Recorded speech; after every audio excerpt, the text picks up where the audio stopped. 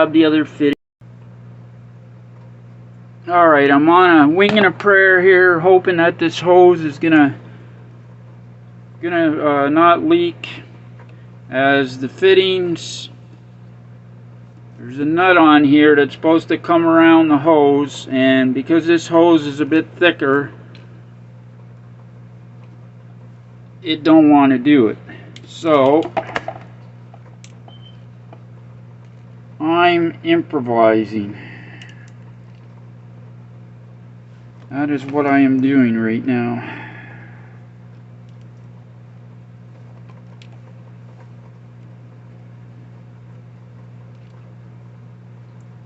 I'm using a stainless steel gear clamp. Okay, and I'm going to tighten it as tight as I can, and I'm going to hope that it's not going to leak. That's all I can do. Hope it ain't going to leak.